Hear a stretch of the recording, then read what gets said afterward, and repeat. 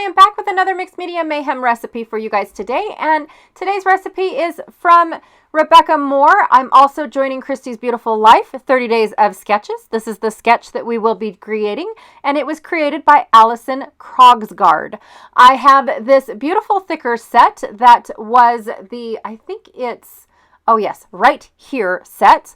And I plan on using the Remember This title. I have a couple gears that were left over from a previous project. That's why they're already painted, and this beautiful shiny, I don't know, almost like a pearlized copper. I don't know how I got this effect, but it involved several Nuvo drops and some gold paste by Heidi Swap. So, or no, I apologize. Oh my gosh, it was Vicky Booten. I also have these cute little acrylic trains that I received in one of my kit clubs, as well as these little tickets. Now, I did not get the trains and the tickets at the same time. I don't think I could have. I could have. I can't remember. And then I have these little stars, also from a kit club. From Creative Memories, I have this beautiful little crossing guard border strip. And then one of the recipes requires me to use a stencil, so I chose this stencil right here, and I apologize that I do not remember where it came from. Another part of the recipe also says a distress in any kind of form, so I chose two distress inks, one in brushed corduroy and the other one in hickory smoke, and I have my blending tools because I just plan on blending in the ink pen, or the ink.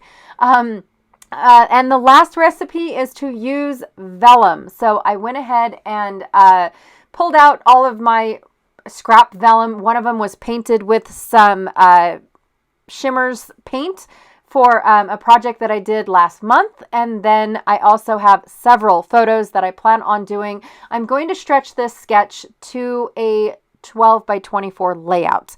I also have a few train track cut files from my Etsy shop.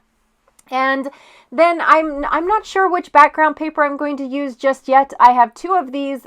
These are from 49 and Market Anywhere collection, and they are called Fragmented. So I'm just showing you guys. My paper got stuck. I apologize. So I'm just showing you guys that it's from the Anywhere collection and the name of it. And then I have this beautiful train paper that I have been dying to use. So I'm just going to give you a close-up so you can see that they're all different kinds of trains from all different eras. And it's from the Well-Traveled Carta Bella collection. I just found this collection about a year or two ago, and it was stuck in a bin that had absolutely no business being in there, and so this is the last paper I have from it. I also have two of these Creative Memories trains. That's all the collection was called at one point in time, was trains. And like I said, I wasn't sure which pieces I was going to use as my background, whether I wanted all these little train tracks or this vintagey looking old paper from 49 and Market, and of course the old paper one, just because of the fact that the trains I thought were going to be a little bit too busy for my background, although it would have looked really good. I just don't think that the stenciling would have showed up. So anywho, I had to go and cut down my photos so that way I could see where I was needing to put my stenciling. So instead of wasting a whole bunch of time and effort into stenciling where I don't need to be and then go back and have to stencil again, I just placed my photos where I thought that they were going to be, and now I'm going to roughly stencil in some of the areas. Now, I'm not too worried about needing any, full images of the circles and whatnot. Like, I just wanted those 4 circles right there. I was okay if it accidentally went to a couple others, because they're going to get covered up by the photos. They're going to get covered up by other elements that I plan on bringing in. It's just one of those things that I'm okay if the stenciling is not perfect at all. Like this one right here. I thought I was just getting that small circle, and then I ended up with another fragment of a circle. And like I said, not even worried about it because it's all going to get covered up in the end.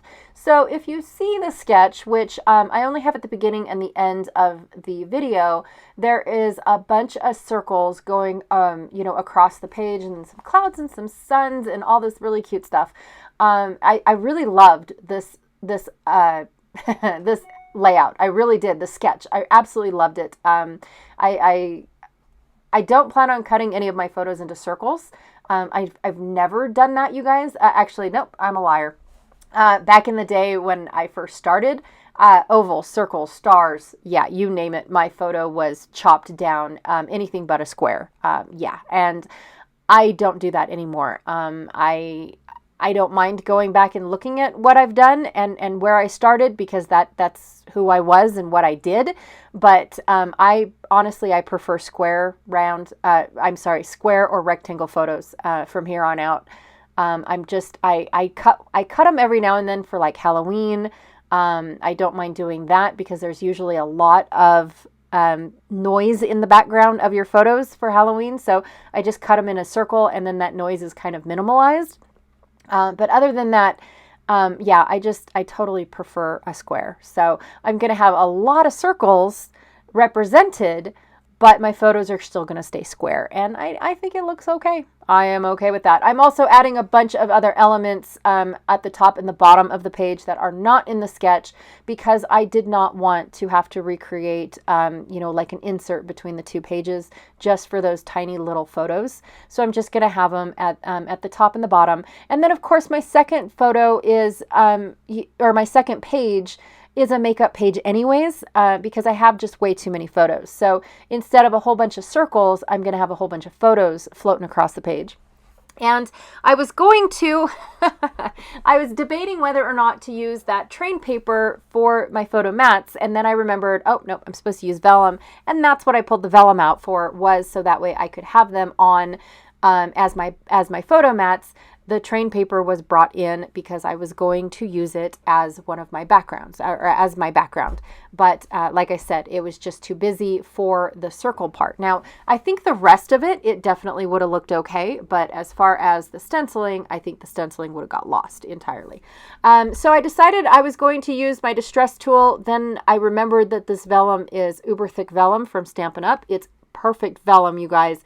Beautiful vellum to do embossing and all that stuff, but you can't distress it. It is not thin like some of the vellum that I have seen before. This stuff is awesome stuff, you guys. Stampin' Up. I have a demonstrator if you need one. But I just can't argue with the quality of this vellum from Stampin' Up. Okay. Little infomercial is over.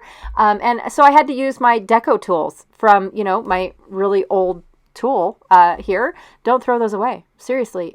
Those scissors come in handy every now and then. And now it looks like I've distressed my edges on my vellum, and I just, wonkily cut it. That's a word, wonkily. Wonkily cut it with those deco scissors. I didn't even make sure that it was perfect. I wanted it to be all wonky and stuff. All right, so now I'm going to finally glue some photos down and actually glue something down to paper because I just wanted everything to stay put while I figure out where everything else is going to go. I do not glue from edge to edge to edge to edge because of the fact that I want to be able to tuck things in and amongst these photos. I want to tuck them behind, I want to tuck them above, and all that stuff. So all I do is just put one little strip down, and then everything else that's going to go on the page is going to hold it down. Seriously. And then you put it in a page protector, and guess what? It's going to get held down even more. So I'm not going to waste a whole bunch of glue on these elements when I'm going to have a lot of stuff go on this page. Seriously. So not worried about it at all. Okay, so then I started putting my gears down and they got lost. Like they blended in too much. So I'm going to take my brushed corduroy and I'm going to ink the edges. Now see, this is where the brushed corduroy came in because I thought ahead thinking that my gears are going to be a little too light for this background if I chose this background, which I did. And so I just put a little ink on them and look. Darkened them, yep, that's a word too. Darkened them right up so that way I was able to, use what I already had instead of go and cut more. These circles are also from my Etsy shop, you guys. They're actually 3 sets of circles. No, these gears. They're actually 3 sets of gears. It's not just one SVG file. It is 3 of them, and I just cut them as they come in. From the SVG. I didn't alter I didn't have to guess what sizes I wanted or anything. I just hit print and this is the size that I got and it was perfect for this layout. Okay, went through and put all my gears where I thought that I wanted them. which is basically just where I felt like I had missing holes and gaps in my stenciling. And the stenciling filled up the rest of the way. You know, it was just absolutely perfect having all of these gaps and things. Also, I took that train paper and I just cut one strip off. I know, I just don't know how else to use this paper because I love all the images. I can't cover them up, you guys. I just can't. So I went ahead and I tore off the images and put them on both sides, just making little borders at the top and the bottom of my layout. That's all I did, using the photos and a few elements. I cut up that border strip from Creative Memories, the crossing guard one, and made it stretch across, all three areas. And now I'm gluing all of my circles in, and I'm adjusting. I keep calling them circles. They are not circles. I keep adjusting the gears to hide where I accidentally overlapped a stencil portion and I didn't use it. And so now you can't even tell because I'm hiding it. It's gone. It was covered up by a stencil. Okay. Have to take a drink real quick. This is, hard work, you guys. It really is. And I'm using glue to hold these down because they did get a little warpy using the mixed media that I used on them. Like I said, I created these gears with lots of Nuvo drops, 4 different drops, and then some Vicki Boutin Creative Effects modeling paste, or gold glaze is what it's called. I just put the gold glaze on first, then I use what's called a stone drop. And that's what gives it that texture and that grit that, old metal has, because it's not smooth. If it doesn't need to be pretty, it's not polished. And so it's not smooth. And then I took 2 different golds and a copper to get that pearlized coppery effect. And I really, really like it, to be honest. One of them was a dream drop and the other 2 were crystal drops. So anyways. And I honestly don't remember the name. I think it was pale gold, copper penny, and then the dream drop in gold, in all honesty, if you guys wanted that information. Okay, done with gluing everything down. And then I remembered that I have not put my train tracks down yet. Did I still want them? Because look at all of this. This is awesome. It tells my story. I haven't even told you guys what these are photos of yet. So this is the museum in Rawlins, Nevada, or not Nevada. Oh my gosh, Rawlins, Wyoming. And I have to tell you guys, I was pretty impressed with this museum because to me, Rawlins seemed like a ghost town, like a partial on the verge of being a ghost town.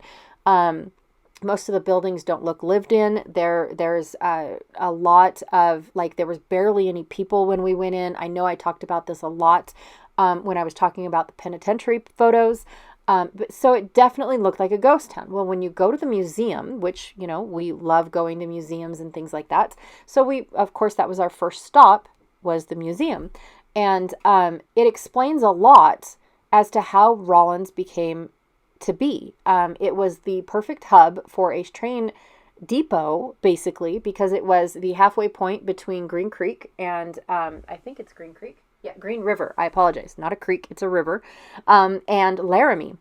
And so they had a hub there. And the first photo on the right page on the left actually is the timeline from 1870 to 1970 of how the railroad changed throughout the years and how big it got, and then of course how small it got as the railroad went away and they had, semis and things like that, and they started improving transportation, basically. And then the next 2 photos on the right page, going from left to right, are about how people took the train because it was more efficient, but yet it actually had its ups and downs. It has its pros and cons, just like any transportation does, right? So it talks a lot about the wreckage and stuff like that, especially going through Wyoming. Wyoming has huge snowstorms. You could get stuck for 2 to 3 days, up to 2 to 3 weeks. And then, of course, the first one, the middle center photo talks about all the wreckages that has happened due to, train malfunctions or the snow getting on the train tracks and they weren't cleared in time. And it just creates a big old ramp and off the rails the train goes on. It's not like it's intentional. They do try to maintain, cleanliness on the tracks, but yet it sometimes happens, especially when it's such a flat land in Wyoming that the snow drifts in a heartbeat.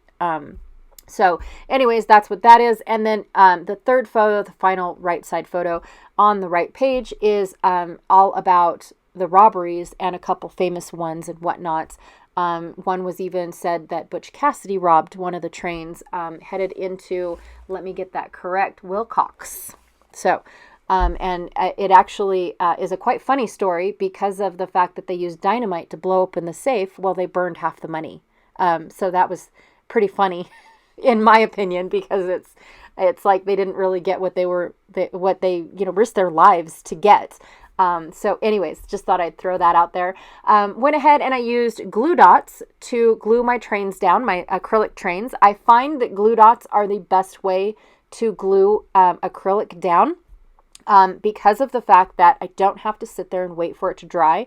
Plus, if the page gets bent just a little bit, if I use my Nuvo Deluxe adhesive, then the acrylic ends up popping off because it's such a slick surface that it just pops off from that adhesive.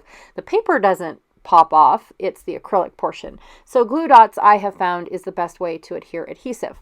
Went ahead and put my title down, put some tickets down. I am using glue for the tickets because it actually adheres and soaks into the wood really, really well. Now I'm going to go ahead and add these star sequins. Now I'm only going to add the black ones just because I added black trains and I wanted another element throughout my layout that was black as well. I know that the hickory smoke is it's to me a brownish gray. It's a really good gray. It's like a dirty gray, and I love hickory smoke, you guys. It's one of my favorite grays because it's not too blue, it's not too green, it's not too purple. It's like the perfect in between gray for me and my grunginess, right? Me and my style. So I wanted to just add a few of those stars going around, even though the stars have absolutely nothing to do with this layout. I just really wanted to get some more of that black element. And then I decided that I'm going to pull in some hickory smoke Distress Oxide spray and just splatter it around to kind of fill in the gaps of, where I felt like there could be another circle or two, and these drops are perfect. And it just fills in the grunginess. It helps with, just the finalization of it all, and it just look as chaotic as, seriously, these pages look. That it just looks like a bunch of chaos is going on back there. But I love it. It's controlled chaos. So wiping off my acrylic piece so that way I don't have to accidentally for one, it would never dry. But for two, I don't accidentally put something on it and get it all nasty, especially a photo. And that's it. These are my layouts for today. I had a blast creating this. This was fun, you guys. It really was. I couldn't wait to do this sketch because of all the circle-y goodness. And I had so many ideas running through my head, especially that circle cut file in the train tracks. However, I just worry about shrinking them so small that my machine wouldn't be able to cut them out. And I already had all these gears. And so that's where the gears came from.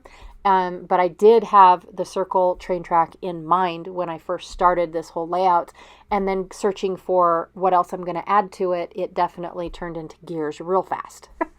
Plus, I can't say no to gears. Any excuse, right? All right, you guys, I want to thank Rebecca for this wonderful recipe. It was fun. I really enjoyed this recipe, truly. And also, too, be sure to check out everyone else that is playing along with Mixed Media Mayhem today. So fun. Our group is growing, and I absolutely love it. And thank you so much. I'm sorry, Allison. I apologize, you guys. Thank you, Allison, for this beautiful sketch. I absolutely had a blast playing with it. It was so fun. Hope you don't mind the little elements that I added above and below them. I just didn't want to, create another layout with my photos. Thank you so much. Be sure to check out everyone else that is playing along with Christy's Beautiful Life, 30 Days of Sketches. The playlist is down below, as well as the Facebook group is down below. The links are down below. So you just click on them and you get to see more and more and more. All right. Thank you so much, you guys, and I will check y'all later. Bye.